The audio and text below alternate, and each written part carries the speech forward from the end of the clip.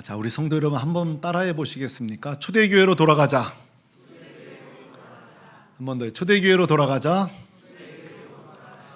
자, 저 문장은 한때 한국 교회의 유행처럼 사용되던 구호요 운동입니다.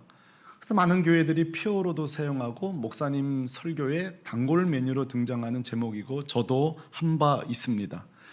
자, 이처럼 초대교회로 돌아가자는 이 구호가 한창일 때에 문제 제기를 하시는 분이 한 권의 책을 냈습니다. 최종원 교수가 쓴 초대교회사 다시 읽기입니다. 이 책에서 최종원은 초대교회로 돌아가자는 이 구호에 중대한 문제 제기를 합니다. 바로 이런 것입니다. 초대교회로 돌아가자고 했을 때에 성경에 초대교회가 수많게 등장하는데 도대체 어느 교회로 돌아가자는 말이냐? 가령 사도행전 2장에 등장하는 최초로 성령 충만했던 마가다락방 그 공동체로 가자는 말인가? 아니면 우리가 잘 아는 예루살렘 교회로 가자는 말인가? 아니면 후발주자인 안디옥 교회로 가자는 말인가? 아니면 한 20-30년 후인 요한계시록에 등장하는 소아시아 7교회로 가자는 것인가? 도대체 어디로 가자는 거냐 이거예요. 자, 이것은 괜한 딴지가 아니라 매우 타당성이 있어 보입니다. 첫째, 최종원의 문제제기 첫 번째 타당성은 실제로 초대교회라고 해서 우리가 잘 알고 있는 유명한 교회라고 해서 모든 면에서 건강했던 것은 아니기 때문에 그것마저 돌아가자는 뜻이냐? 타당해요. 팀 켈러 목사님도 얼마 전에 그러셨어요. 소천하기 전에 초대교회가 다 옳은 게 아니었다. 가장 아쉬운 부분은 사회정의는 결여되어 있었었다. 그렇죠? 그러니까 초대교회 중에도 결여가 있는 거죠. 최종원의 문제제기 두 번째는 자기가 사도행전과 그리고 교회사를 통하여 고증한 바로는 오히려 무명해도 오히려 신생교회일지라도 우리에게 알려지지 않은 간과되고 있는 훨씬 건강한 교회가 있더라는 거예요. 그러니까 자칫 한국교회가 잘못 초대교회로 돌아가자 말할 수 있다는 거예요. 그러면서 이 책에서 예를 들어서 교회를 표현하는데 저는 무척 반갑더라고요. 데살로니가 교회를 소개해요. 왜 반갑죠? 우리가 2주 전에 제가 여러분에게 감동적으로 설명을 하고 우리가 살펴본 바 있잖아요. 여러분 한번 기억을 더듬어 보세요. 데살로니가 교회는 겨우 바울이 3주밖에 말씀을 안 전했어요. 기억나실 거예요. 기억나셔야 해요. 갓 태어난 교회인데도 불구하고 기억나세요? 말씀에 대한 태도가 너무 좋았어요. 건강했단 말이에요. 살전 2장 13절 우리 기억을 더듬어 다시 한번 읽어보십시다. 시작! 너희가 우리에게 들은 바 하나님의 말씀을 받을 때에 사람의 말로 받지 아니하고 하나님의 말씀으로 받음이니 아멘. 오늘 이 아침에도 이 말씀이 여러분에게 성취되기를 소망합니다. 제가 전하는 말의 100% 다 하나님 말씀이 아닐 수 있으나 제 설교 안에서 하나님의 음성을 발견할 수 있기를 바랍니다. 데살로니가 교회는 갓 태어난 교회인데 하나님의 음성으로 들었다는 거예요. 둘째,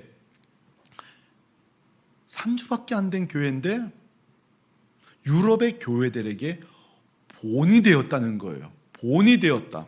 살전 1장 7절 제가 읽죠. 그러므로 너희가 데살로니가 교회예요.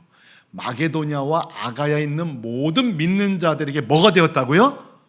본이 되었다는 거예요. 자, 성도 여러분 다시 한번 강조합니다. 결코 잊지 마세요. 이런 거 보면 우리 하나님은 어떤 분이신가? 오늘 우리 장로님도 기도하셨지만 하나님은 건물의 화려함과 크기에 절대 감동받지 않습니다. 잊지 마세요. 하나님은 숫자에도 절대 감동받지 않습니다. 이 개인에게도 적용해 볼게요. 여러분이 어느 대학 출신인지에 대해서 하나님은 감동받지 않습니다.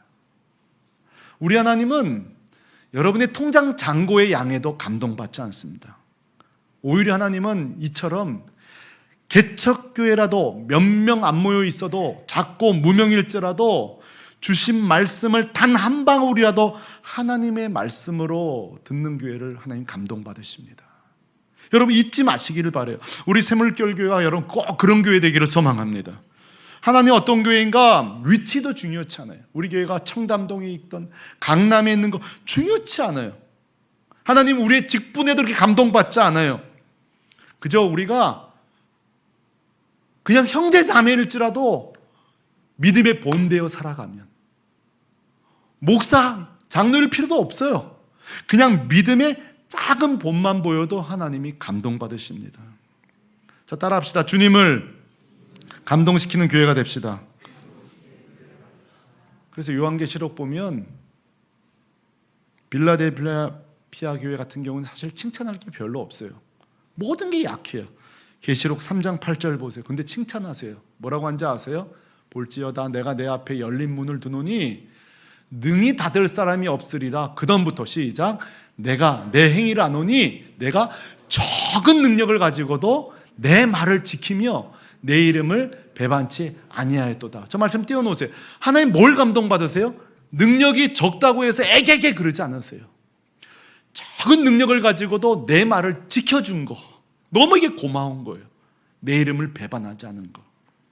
반대로 요한계시록 3장 17절 보면 라오디게아 교회는 사실 신앙생활을 진짜 잘해야 돼요. 모든 환경이 좋거든요. 보세요. 내가 말하기를 나는 부자라 부요하며 부족한 것이 없다 하나, 보세요. 내 공고한 것과 가련한 것과 가난한 것과 눈먼 것과 벌거벗은 것을 알지 못하는도다. 그러니까 능력이 많은 게 부족한 게 문제가 아니에요. 오히려 능력이 많아서 더 문제일 수가 있는 거예요. 여러 번 말씀드렸을 거예요. 자, 우리 샘물교회는 능력이 작아도 가난해도 어려워도 적은 능력을 가져서 주님 말씀 지켜드리는 그런 주님을 감동시키는 교회가 되기를 간절히 소망합니다.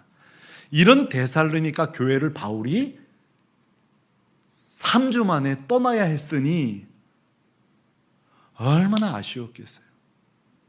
조금만 더 목회하면 이 교회 건강해질 텐데, 근데 그 등 돌리고 베레아로 떠날 수밖에 없었습니다. 얼마나 낙심되었을까요? 자, 그러나 성도 여러분 항상 잊지 마세요. 이거 원리예요. 뭐냐면 항상 하나님이 하신 일에는 낙심할 필요가 없습니다. 뭘 필요가 없다고요? 낙심할 필요가 없습니다. 항상 아유 이거 어떡하나 하고 뒤돌아보면 늘 새 길을 여십니다. 늘 새 길을 열어요. 새로운 인도함이 있어요. 보세요. 자, 이 데살로니가 교회의 이 감동의 교회를 등 돌리고 베레아로 왔는데 보니까 이건 너무 소도시, 너무 작아요. 그런데 보세요. 이 조그만한 도시에 데살로니가 교회를 능가하는 이 귀한 공동체가 바울 일행을 기다리고 있을지 누가 알았겠냔 말이에요. 자, 어서 11절을 같이 여러분에게 소개하고 싶어요. 우리 다 같이 읽어봅시다. 시작. 베레아에 있는 사람들은 데살로니가의 교회에 있는 사람들보다 더 너그러워서 간절한 마음으로 말씀을 받고 이것이 그러한가 하여 날마다 성경을 상고함으로 아멘. 바울이 충격을 받습니다. 뭐 때문에 충격받냐면 도시 때문이 아니에요. 숫자 때문도 아니에요. 이 성도들의 말씀을 향한 태도.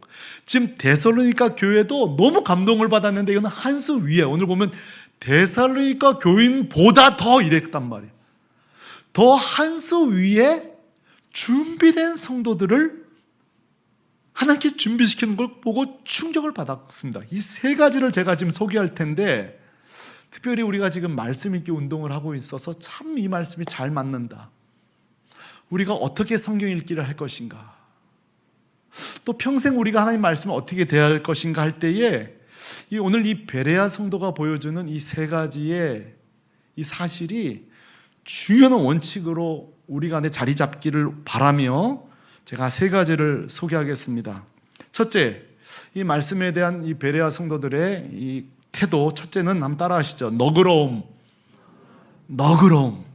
자, 11절 상반절 말씀에 이렇게 되어 있습니다. 베레아에 있는 사람들은 데살로니가 교회에 있는 사람들보다도 더 너그러워서 이랬습니다. 이 너그럽다는 말의 헬라어가 유게네스테로스인데 더 문벌이 좋은 이런 뜻이에요. 예, 더 신분이 높은.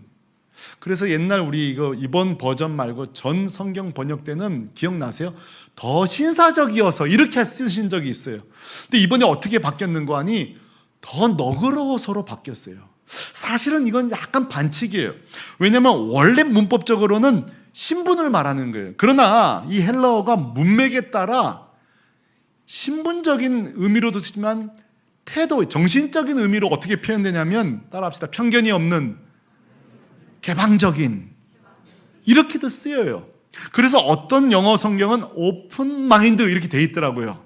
우리 성경도 너그러워서, 말씀을 향해서 너그럽다는 거예요. 공동 번역도 재밌게 번역을 해놨더라고요. 11절 보니까 이건 같이 읽어봐요. 시작.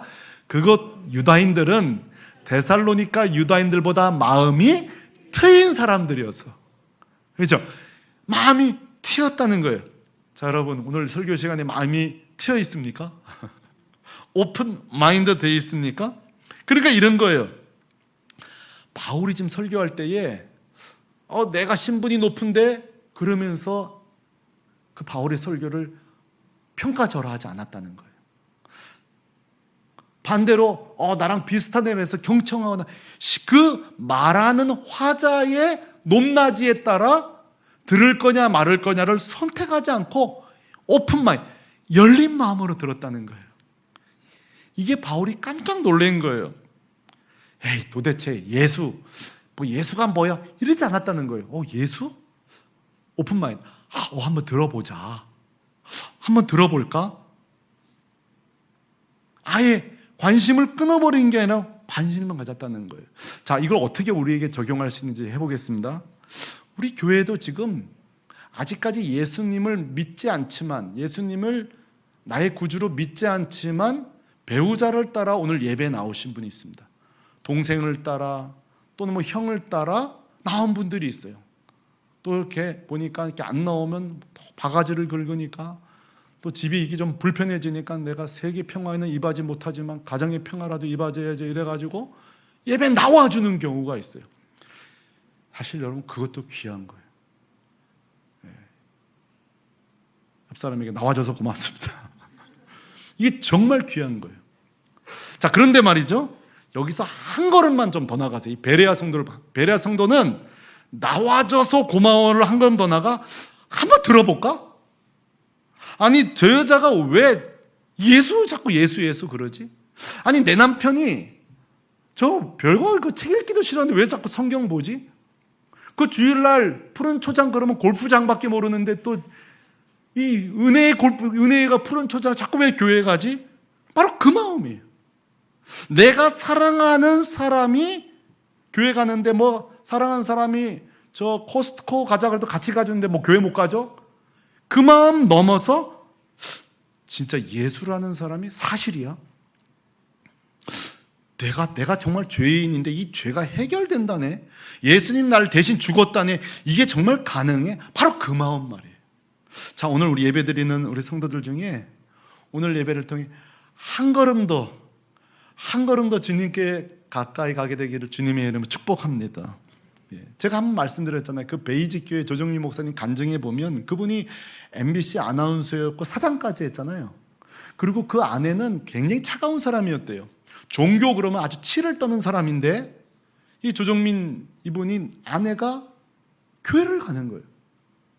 그리고 이제 취미가 골프인데 자기는 아침잠이 많아서 골프를 못 친다니까 부탁했대요. 사랑하는 남편이 새벽에 골프 치자는데 그걸 못하니까 자기는 아침밤 많아서 못한다고. 그런 여자가 새벽 기도를 가는 거예요. 그러니까 이 조정민 목사님 그 당시에 이제 그 MBC가 추정 60분 이런 게 있었잖아요. 그래서 교회 고발하기 위해서 자기가 새벽 예배를 나갔다는 거예요. 아내는 저쪽에 앉으면 자기는 이쪽에 앉아서.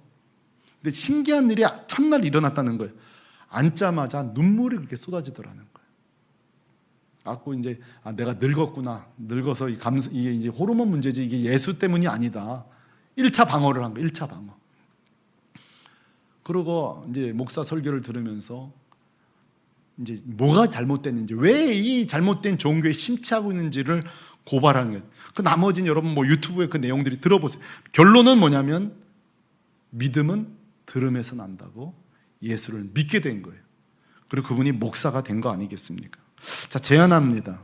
그래, 이 예수 왜 믿나? 여러분 오늘 너그러운 마음으로 여러분 경청하는 가운데 여기 계신 모든 분들에게 예수를 믿어지는 은혜가 있기를 주님의 이름으로 축복합니다. 이게 첫 번째 우리가 베레아 성도들을 통해 배워야 될 점. 두 번째입니다. 두 번째로 우리가 베레아 성도들을 통해 어떻게 성경을 읽고 배울 점은 11절 중반절인데 이렇게 말합니다. 간절한 마음으로 뭘 받았다고요? 말씀을 받았어요. 그러니까 첫 번째는 열린 마음으로 하하 한번 들어보자인데 이게 끝이 아니에요. 간절한 마음으로. 이게 헬라어로 파세스 프로티미아인데 이 파세스란 말은 모든 일에 all 영어로 모든 일. 그러니까 프로티미아는 마음이니까 어떻게 들었냐면 설교 들을 때에 모든 마음 전심으로 들었다는 거예요. 그냥 말씀이 이렇게 스쳐가는 게 아니라 전심으로 준비된 마음으로 또는 열정적이란 단어도 있어요. 사모하는 이란 단어도 있어요. 그러니까 오늘 아침도 마찬가지예요. 오늘 아침에도 설교 들을 때에 솔직히 우리끼리 얘기지만 여러분 5년, 10년, 15년 신앙생활 했으면 그 설교가 그 설교지 뭐 새로운 거 있어요? 또 요즘 보아하니 저도 이제 한 4년 넘어가니까 약간 이제 좀 이제 식상해하는 표정들이 있을 수 있죠. 사실 새로운 게 뭐가 있어요? 그 설교가 그 설교지. 하나 또 부담스러운 게 우리 이경 목장로님은 다 적어요 설교를. 새로운 걸 할 수가 없어요. 가끔씩 지난번에 들었던 예와 막 이러기도 하고. 뭐 이런 마당에 누가 누구를 은혜를 줄 수가 있겠어요? 근데 은혜 받는 방법이 있습니다. 그건 이거예요. 준비된 마음이에요.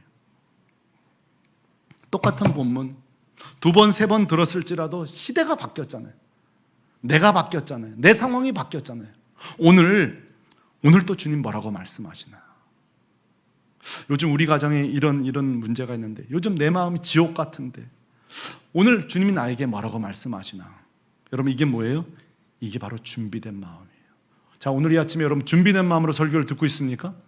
그러니까 설교는 사실은 설교자와 여러분의 커뮤니케이션이에요. 저보다 준비된 마음으로 설교하고 여러분 생각해 보세요. 그냥 막연하게 듣는 것과 오늘 나에게 뭐라고 말씀하시는가 준비된 마음으로 그런 준비된 태도로 말이죠. 저는 이번에 아시안 게임을 보다가 하나 좀 저에게 교훈을 준 한 선수가 있어서 이 아침에 소개하려고요. 그것은 바로 유도의 김하윤이라는 유도 여자 선수예요. 이번에 우리가 아시안 게임 때 올림픽 때 유도 나가면 많게는 막 3, 4개까지 우리가 금메달을 땄어요. 이번에 하나도 못 따다가 전혀 기대도 안 했던 이 김하윤 선수가 금메달을 땄습니다. 근데 제가 이제 이 시합하는 장면을 리플레이에서 다시 이렇게 보는데 해설자가 아주 감동적인 소개를 하더라고요. 뭐라고 하는 거 아니? 이 김하윤 선수의 별명이 순둥이래요. 순둥이. 보세요. 순둥이죠. 그러나 순둥이 아니다. 잡히면 넘어가는 거 여러분. 잡히면 넘어갑니다. 저보다 몸무게 많이 나갑니다. 근데 표정 보세요. 저 미소 보세요. 얼마나 이 선수촌에서도 미소 천사라는 거예요. 근데 이 해설자가 뭐라는 거 아니?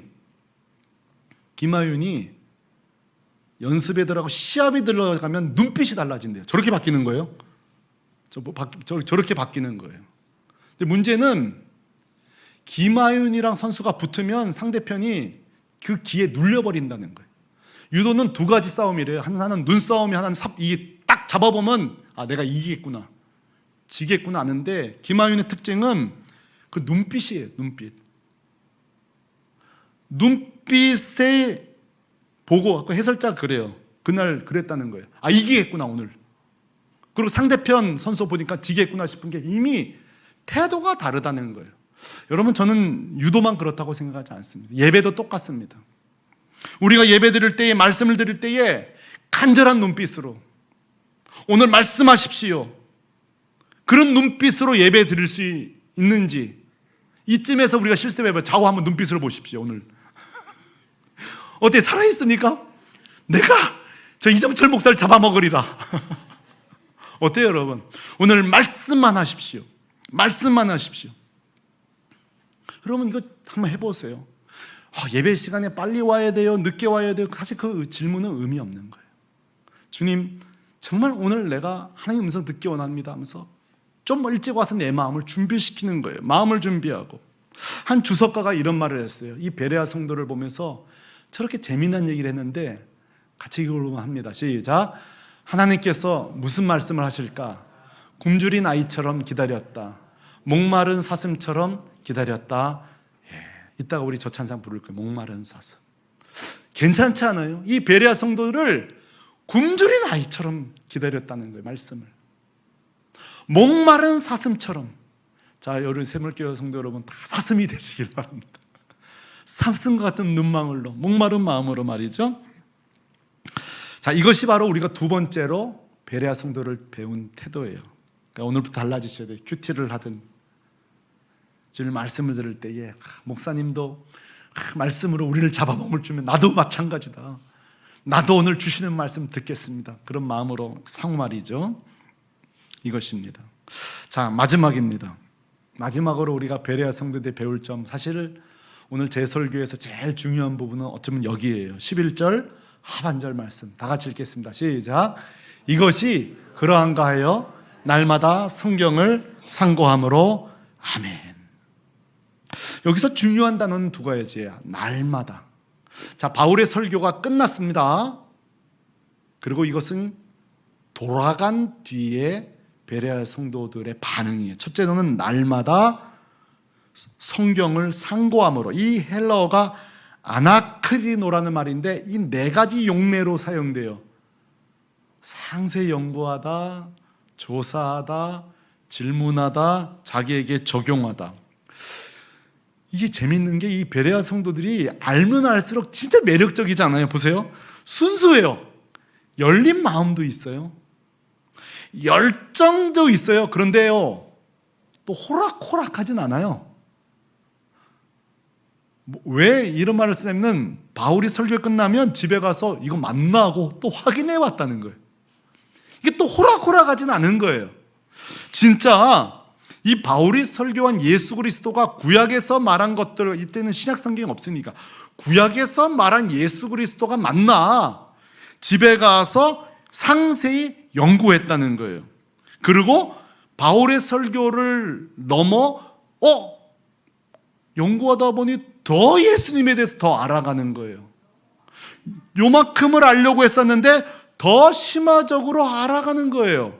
자, 우리 새물교회 성도들, 여러분 이런 은혜가 있기를 소망합니다. 제 설교는 오늘 여기서 끝나지만 집에 돌아가서 야, 진짜 베레아 교회가 맞나?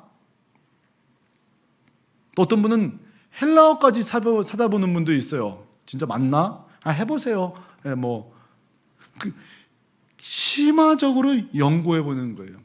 제일 중요한 거는 어떤 영어 성경은 자기에게 테스트해 보다라는 거예요. 여러분 아까 그 조정미 목사님 예화를 들었어요. 어떤 분은 그 예화로 끝나지 않고 오늘 그럴 거예요. 그래, 오늘 목사님이 도전했는데 그래, 나도 기왕 교회 따라오는 거, 남편 따라오는 거, 동생 따라오는 거, 예수에 대해 좀 알아보자. 몰래 성경 읽어보자. 이게 뭐예요? 바로 이게 상고예요. 자기에게 적용해 보는 거예요. 그리고 중요한 게 질문하다. 성경 읽다 보면 계속 질문이 생겨요. 왜 이렇지? 왜 이렇게 됐지? 베레아 성도는 어떻게 이렇게 될 수 있었을까 하고 또 찾아보니까 또 지식이 늘어나고. 그리고 자기에게도 질문해 보는 거예요. 왜 나는 베레아 성도들처럼 못 살까?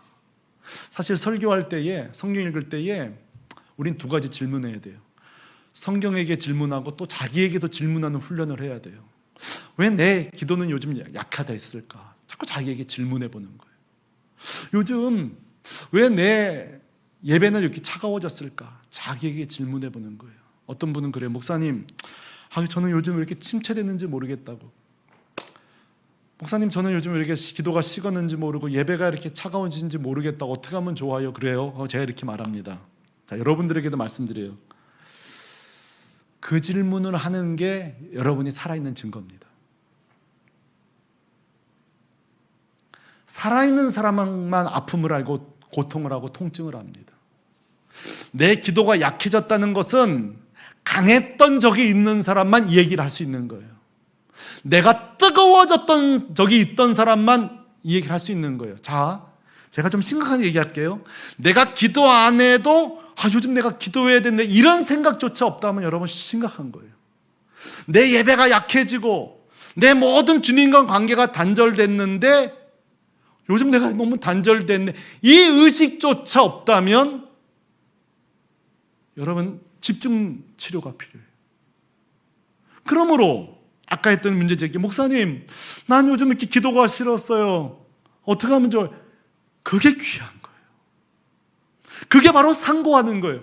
나에게 질문을 던지는 거예요. 내가 이룰 수는 없지 않나, 이게 정말 그러한가, 이 말씀 내 안에서 이루어져야 되는 거 아닌가.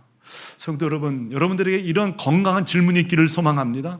자기에 대한 좀 건강한 영적 불만족이 있기를 바랍니다. 그게 살아있는 거예요. 죽은 사람은 통증을 못 느껴요. 아픔을 못 느껴요. 그러나 뜨겁게 주님을 만난 사람은 내가 이렇게 살 수 없는데, 내가 이렇게 기도할 수 없는데 말이죠. 베레아 성도들은 재밌어요.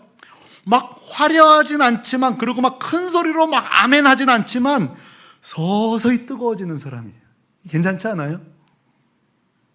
순수하고 변덕은 또 없어요. 막 그 즉시에서 막 대단하진 않지만, 저는 우리 교회에 두 종류가 다 있었으면 좋겠어요. 예배 시간에도 좀 아멘 아멘 하고, 아멘, 예, 그런 분도 좀 있었으면 좋겠어요. 그래도 안 하시네. 예. 그런 분도 좀 나오고, 또 아멘 안 해도 집에 가서 말씀보다 아멘, 아멘, 그렇구나, 삶으로 아멘을 하고. 교회는 좀 두 종류가 또 기질 따라 생긴 대로 우리가 신앙생활하지만 둘 다 가지고 있어요. 때로는 아멘 아멘 순종도 하고, 또 집에서 말씀을 보면서 스스로 아멘하고. 저는 요즘 우리 교인들에게 감사한 게 있어요. 이렇게 성경 읽기 하자고 할 때에 성도들 이렇게 순종해가지고 성경 같이 읽고, 이게 살아있는 공동체예요. 또 지나면 어떤 성도가 그래, 목사님이 데살로니가 전후서 읽으라고 그랬죠. 읽었더니만 목사님이 좀 더 자세히 설명을 안 하셨더만요, 막 이러더라고요. 너무 은혜가 됐다. 난 얼마나 고마운지 몰라. 설교 끝나고 계속 상호 커뮤니케이션이 이루어지고, 오늘도 마찬가지예요. 설교 끝나면 여러분 집에 들어가서 베레아 성도에 대해서 다시 알아보고 부부끼리 서로 대화하고. 결론, 오늘 베레아 성도는요, 작아도 열정적인 말씀 공동체였습니다. 바로 우리는 이 초대교회로 돌아가야 합니다. 이름만 무성한 그냥 예루살렘 교회가 아니라 진짜 이렇게 무명하지만 오히려 우리에게 본되는 이 귀한 교회로 돌아가야 합니다. 아까 말씀드린 한 주석가의 표현을 다시 들려드립니다. 하나님께서 무슨 말씀을 하실까? 굶주린 아이처럼 기다렸다, 목마른 사슴처럼 기다렸다. 자, 오늘부터 시작되는 새 한 주 큐티를 하시던, 다음 주부터 예배 참여할 때에 다 사슴의 눈망울로, 잡아먹을 듯한 그 눈망울로, 김하윤의 눈빛으로 그렇게 베레아 성도처럼 저와 여러분이 상호 성령 안에 교통하는 그런 목마른 사슴으로 예배하자 되시기를 우리 주 예수 그리스도의 이름으로 축원합니다. 축원합니다. 다 자리에서 일어나시겠습니다. 이 찬송 오늘 불러야 되지 않겠어요? 목마른 사슴 시냇물을 찾아 헤매듯 내 영혼 주를 찾기에 갈급하나. 이게 베레아 성도거든요. 자, 우리 성도들이 그런 자 되기를 바라면서 이 찬양 같이 부르며 나가도록 하겠어요. 우리 고백하면서 영적 사슴이 되기를 바라며 찬양하십시다.